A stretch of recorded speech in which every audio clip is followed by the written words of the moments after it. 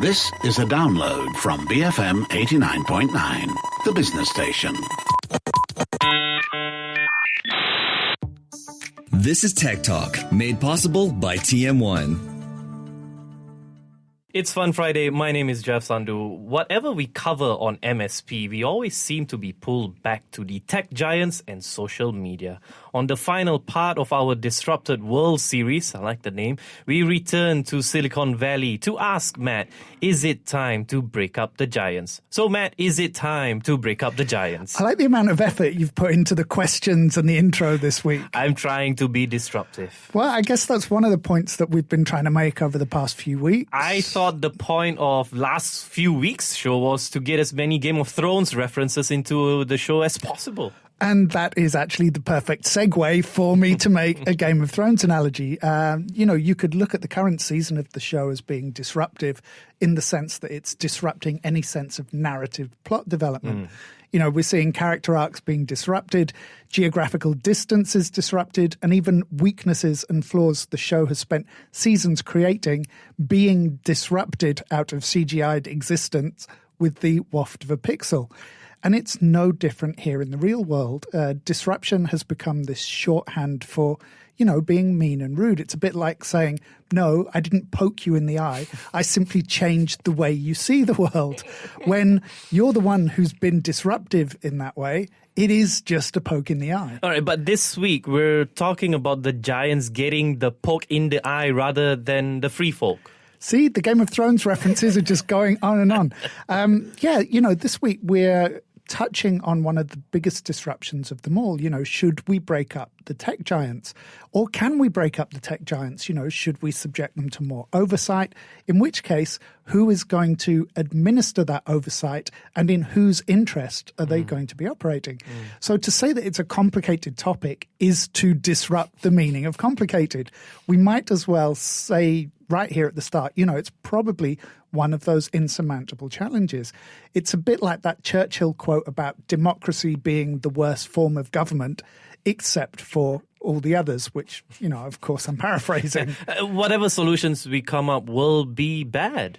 Well, they don't have to be in theory, but as we often find that things that don't have to be bad in theory, they turn out to be bad in practice. And I've a feeling that however we manage to fix this problem with the tech companies, we're going to end up with a fairly awful compromise. It's like most things, it's much easier to prevent something than to try and cure it. So modern medicine can give you a new kidney, but you're not likely to break any Olympic records after you've had one. All right, at least with today's show, there does seem to be some wider consensus out there. You haven't just plucked this topic out of the ether, right? Well, even that wider consensus is a little bit worrying. So US presidential contender Elizabeth Warren has made the breakup of companies like Facebook a central part of her campaign plan. That's fine, but it really would be preferable to see this kind of broader opinion on the issue. It isn't something that we want to become a political item and for people to kind of struggle over, because it's already a them and us struggle. It's about the consumers, it's about companies, but this could make it a them and us issue because you've got politicians and consumers and companies. And that's not going to be healthy for us because politics is already so partisan and compartmentalized. This isn't an issue that should fall into one of those boxes. Aren't we already seeing a partisan approach? Yeah, and that's quite funny. President Trump has railed against Facebook and Twitter for being unfair to him and to conservatives in general. So they aren't so much in favor of limiting the power of social media networks as amplifying the voices of the people they want to hear more from. I know you have a slightly different take on the freedom of speech argument. Yeah, I don't think we have any right to be on any of those services. There isn't a freedom of speech argument. We've taken for granted the fact that we can go on to Facebook or Twitter or Reddit and spout pretty much any nonsense that we like. Social media has kind of turned into this down-at-heel diner at 4 a.m. on a Sunday morning. It's a great place to go to fill your belly with cheap, greasy food, but a terrible place to go for information and advice because it's full of crazy people. Maybe that's an aspect that the companies should have come down on earlier. And it is something we've talked about before, these companies are not social services. They're private, profit-seeking companies, and they don't have to entertain me or my views. Which is, again, something we've covered many times before. Yeah, we have the rights on those services that they allow us to have. And as we've said in the past, because we're their users and not their customers, we don't even have that many of those rights. They get to ban one of us for one set of actions and then promote others for exactly the same set of actions. I think there was a story this week that an anti-abortion advocacy group in the US had managed to benefit from $150,000 of free Google ads. These are the kind of oversights and discrepancies that get people riled up. I mean, imagine what this show could do with $150,000 of free ads. Nothing good. Exactly. And that's essentially my mission in life. Google's motto used to be, don't be evil. At Matsplained, it's doing no good. And you can take that to mean whatever you want. In a sense, though, we are asking a lot of tech companies to do something impossible. Well, you want Facebook to charge you no money, but at the same time you want it to protect your privacy, check the spread of fake news, ensure your kids or your parents don't see anything untoward, and still somehow make a profit. If you gave those as a set of constraints for a group of up-and-coming entrepreneurs in a hackathon, I'm pretty sure that everyone would fail. If one of those companies did start to make money, I think it would be fair to assume that they weren't following those constraints to the letter, because how could they be?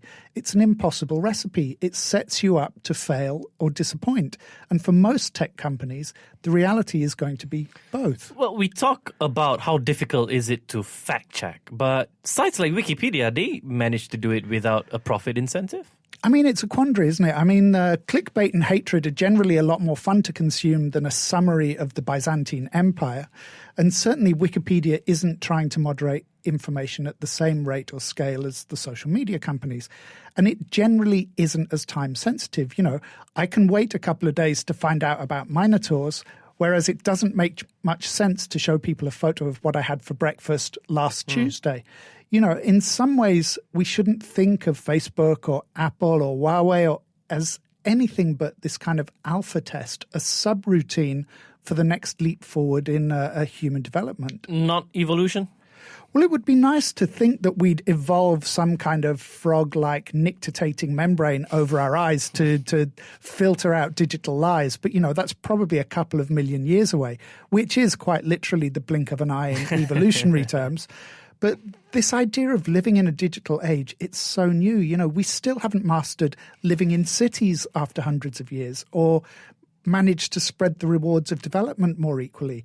Future Matt will probably regard us as one of any number of lost generations, some kind of transitional people whose idols, the leaders of the Fortune 500, will end up as nothing more than, some ones and zeros in a quantum computer's redundant memory. Is that how you see our lives, as a kind of a damage limitation exercise for future generations? Well, I know that sounds pretty bleak. Yeah. And by the way, data mining suggests that bleak is one of the more popular words on this show.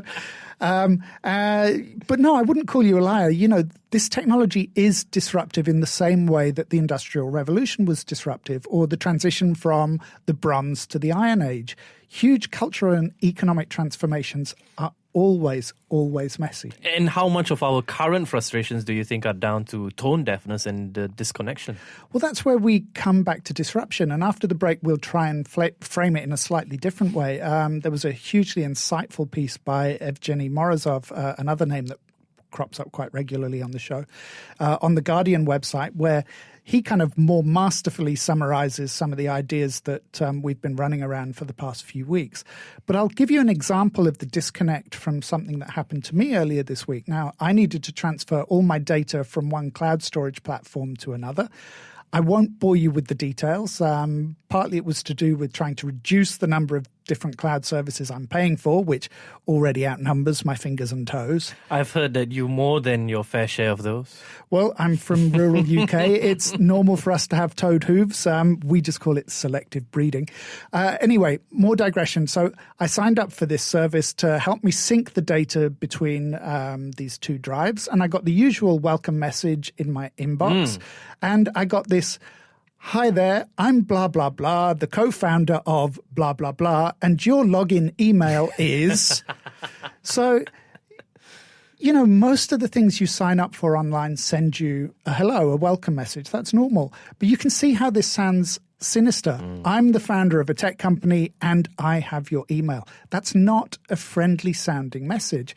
And that's what I mean about disconnect and tone deafness. So somebody at that company has decided that this is an acceptable or even desirable way to talk to their customers, their consumers, to tell them that they have a record of your identity.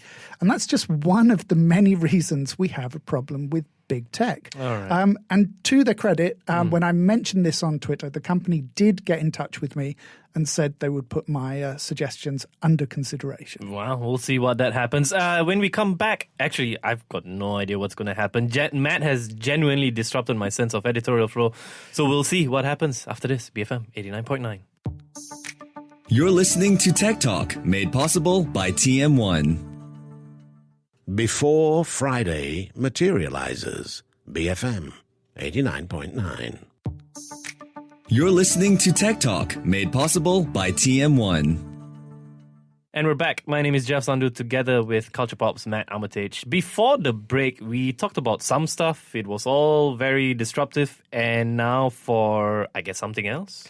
Well, I'll let you gather your thoughts by digressing again. So, as we all know, there are approximately 7.5 billion people in the world. Now, of those, around 2,000 people are billionaires. Wow. That equates to about 1 billionaire for every 3.75 million people. Now, a report on the Vox website this week alleges that in San Francisco, the heart of Silicon Valley's wealth, 1 in 11,600 people is a billionaire. Wow. And that is a staggering statistic. It shows you how skewed and concentrated this kind of distortion of power and this group of power breakers actually is. And that's disruptive? Because it shows you who is reaping the benefits of disruption. And it's a very small group of people in a very limited set of locations. Conspiracy theory. Heavens no. No, I don't think they're acting together. I think they probably hate each other more than they hate everyone else. It's like, oh, your G500 only has carpeting, mine has Italian marble floors. That kind of thing. No, I think it's more about the perception of disruption and what we said a couple of episodes ago about us, the people who are the non-millionaires and billionaires. We're the ones whose lives end up being disrupted because in a lot of ways, it's the potential of technology to improve our lives that's being intercepted or disruptive, depending on how you look at it. So let's go back to something we were talking about earlier, which was clickbait and ad revenue. We were talking about them earlier? Okay, just stay with me a little bit longer. I promise you after today's show, we'll do something easy like cosmic rays and bit flips. As I like to mention, we're not Facebook or Twitter's customers. Clickbait is an easy way to get us to produce the milk that they sell on to their actual customers. So what do you do if you're a company looking for eyeballs and money? What do you do if shady or covert political groups want to spend hundreds of thousands or even millions of dollars with your company, especially when the content they're promoting is going to help keep those customers glued and commenting? Even if those things are making us miserable and angry. But that's one of the fundamental mistakes we make. Why do we assume that Facebook or Twitter or Microsoft or Apple is there to make us happy? They're there to keep us connected. Perhaps they're there to keep us informed. If, powerlifting camels and meal prepping tutorials count as keeping us informed. It's the same reason that we follow celebrity gossip. It's not because it makes us happy. We envy their lives and hope they'll have some kind of scandal or downfall. I mean, it's like me in the way I use Twitter. After 5 years away, it was the sheer amount of information that feeds into this show that brought me back to it. It's one of the easiest ways to get in touch with people and to sound out their opinions. It's useful, but it doesn't make me happier. I stay happy by limiting the amount of time I spend on those networks. But you're not the typical user. No, and it's not because I'm any smarter than any other user. I mean, I might be a little bit more cynical, but Also, I don't forget what Twitter is. It's a tool that's run in its own self-interest. And that's the thing about self-interest. It is naturally exclusive. There was an op-ed in the New York Times this week written by a former British Deputy Prime Minister called Nick Clegg.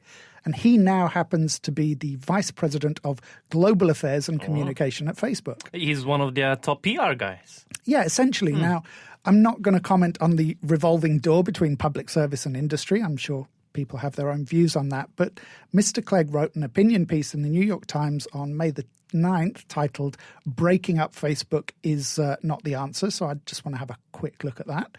I'll quote a little bit, which relates to areas that Facebook is requesting that lawmakers legislate more tightly. So we concentrate on 4 key areas: reducing the amount of harmful content that people post, protecting democratic elections, supporting unified rules for data privacy, and giving individuals more ability to easily move their data.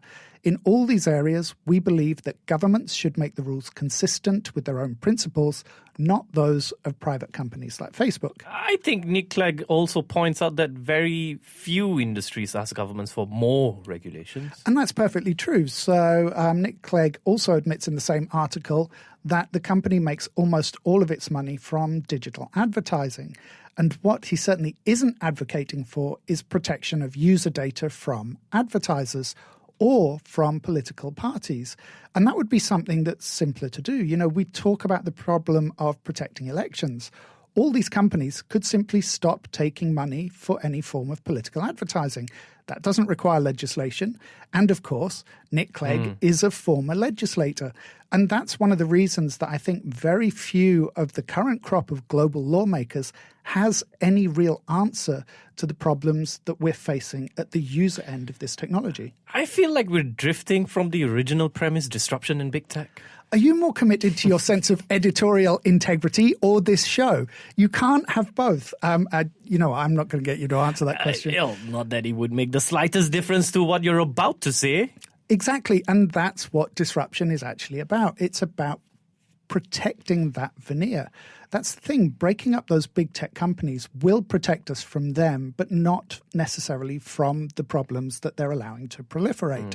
So break up Facebook, and there's still a risk of fake news because the people touting that news will move to whatever networks or systems we're using. We're already seeing that transfer. I mean, India is often referenced. Fake news and disinformation coming to platforms like WhatsApp and other messaging apps around the world.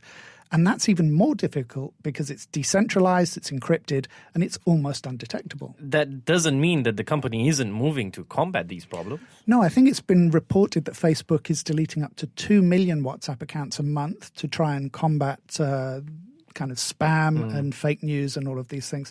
And this week, we also found out that an Israeli-based intelligence company had developed software that targeted a vulnerability in WhatsApp, which we'll be talking about more in Geek Squawks after the break.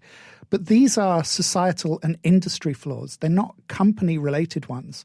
So, for example, breaking up Amazon won't necessarily bring retailers back to the high streets or the malls. It just empowers Amazon's rivals. Exactly. What we're seeing is a change in our own behavior. It's easier to buy things online than to go out to a store. And that's why these changes essentially have to originate from us. Lawmakers have to be more beholden to us than business interests. That's true. And I mentioned Evgeny Morozov before the break. So I would suggest anyone who's enjoyed this show so far, that's one of you, I guess, go and read his Guardian article titled rather self-explanatorily, "It's not enough to break up big tech. We need to imagine a better alternative." I'll post a link to that in the show notes. And what do you mean by change? Well, I'll try and do a mix of Morozov and me and see if it makes any sense. It's not going to. We have to not be beholden to tech companies or to people who are beholden to the tech companies. The problem is, rather to an infrastructure problem, whether it's a failing government service, a distribution network, or an information technology system, is not to bring in a corporate monopoly to replace it. I think Morozov refers to Brazil's president calling for Google or Amazon to take over the country's postal service. That's not a solution. So we want to see more empowerment. Yeah, we were sold the idea of technology as a tool for social change and mobility. We were sold on the idea of citizen journalists harnessing the power of Facebook, Twitter, and YouTube. What we got are companies concentrating the power away from us and retaining the profits. So the medium has changed, but the status quo remains the same. What has been disrupted is the transformative power of that technology. In his piece, Morozov refers to it as survival tech. In what sense? That we're all afraid. Look at the fake news spreading via WhatsApp in India or the vaccine and health workers who are being targeted in Pakistan. We use this technology to hunker down, to build physical and digital bunkers, to use these tools to communicate with people who are like us and exclude those people who aren't like us. As Morozov also says, breaking up Facebook or Google or Amazon isn't enough to overcome these problems. It might be a start. That's something that you have to decide. But that's why I talked about us being an alpha test for a digital future. If we want a different or what we consider to be a better future, we're going to have to imagine it and make it happen. Well, it's easy to say, harder to do. It is. There's another great piece on Vox this week. It's about people demanding more privacy and then going out and buying devices that give it away. So, go figure. We need other solutions and ideas. Morozov calls it rebel tech. I'm not sure I agree with the terminology, but I agree with the idea. Google's vision of the future, a giant data-absorbing desert, that needn't be our vision. But to combat that vision, we have to actually have one. We have to have ideas to counter those other visions. And it's your ideas? No, people have to figure out what they want for themselves. Of course, I have a vision, which would be me living in Superman's ice palace. But it's not enough to be obstructionist to say that you're against what's coming. You have to have something to work towards. Now, your vision of the future might be a world of decentralized, self-sustaining villages. Maybe it's a people-focused one world order. It could be hypermarket-driven or compassionately socialist. It doesn't matter what I think any more than it matters what Mark Zuckerberg or Sergey Brin or Jeff Bezos or the founder of that data service think. It only matters what you think. And you have to disrupt the world by telling other people. All right. That concludes our 4-part series. 4 parts, yes. 4-part series on disruption and the ultimate disruption. You can find out all the transcripts and also links to the show on culturepop.com. You can get the podcast on bfm.my or you can get it on Spotify as well. We'll be back with Geek Squawks after this, BFM 89.9. Tech Talk, made possible by TM1. To learn more, visit tm1.com.my. Thank you for listening to this podcast. To find more great interviews, go to bfm.my or find us on iTunes. BFM 89.9, the business station.